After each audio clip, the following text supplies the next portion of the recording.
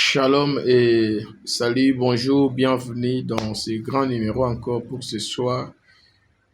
Après avoir suivi tout ce qui se passe au Congo, je pense qu'il y a lieu qu'on puisse parler, discuter et surtout avertir le peuple du grand roi et le peuple congolais. Salut chez vous, vous êtes de partout là, vous nous suivez.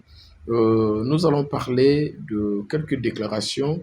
Vous savez, une fois j'étais revenu ici parlant de la déception dont Kabila avait fait aux Congolais, mais là, aujourd'hui, il a mis de la boue encore sur lui après les déclarations de Paul Kagame sur lui. Vous savez, la chance que le Congo a aujourd'hui, dans un livre en 2022, quand nous avons publié le premier livre, nous avions dit qu'on devrait faire la guerre et que cette guerre devrait nous amener à une paix de 40 ans et ce serait pour reconstruire et rebâtir encore notre nation. C'est comme ça. Pour tous ceux qui étaient là à notre conférence, ils avaient compris.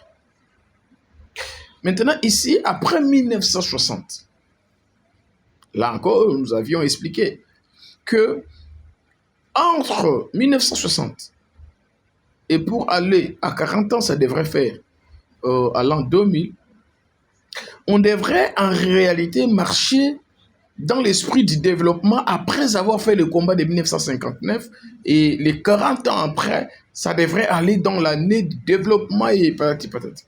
Malheureusement, nous avons dit aussi, écrit dans ce livre-là, l'introduction des AFDEL. AFDEL est venu détruire le plan et mettre du désordre dans un plan qui devrait nous amener. Et heureusement que nous avons déclaré qu'il fallait faire la guerre pour préparer les 40 ans autres. Et aujourd'hui, nous croyons que l'avenir de notre président Félix Tshisekedi nous a permis de faire la guerre et nous sommes dans cette guerre, ce n'est pas fini.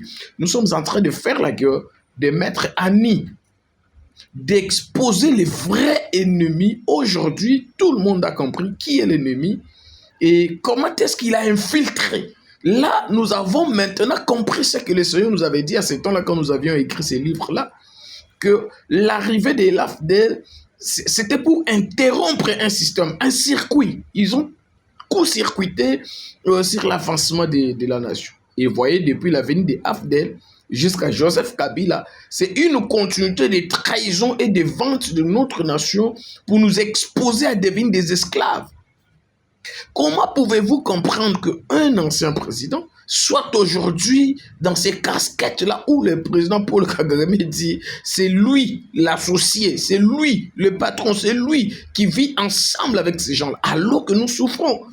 Si réellement il aimait le Congo, ou soit il a travaillé pour le Congo, mais pourquoi mettre le peuple congolais dans un grand danger, dans une situation insupportable?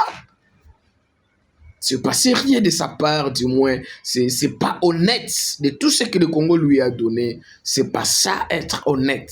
Et les intérêts personnels ne peuvent pas aller au-delà de l'intérêt national et patriotique. Que l'Éternel bénisse la République démocratique du Congo. Que Dieu veille sur son président. Que Dieu veille sur le peuple congolais. Et nous fêtons, nous continuons. Que le Seigneur soit loué pour la lumière qu'il nous avait donnée depuis ce temps-là.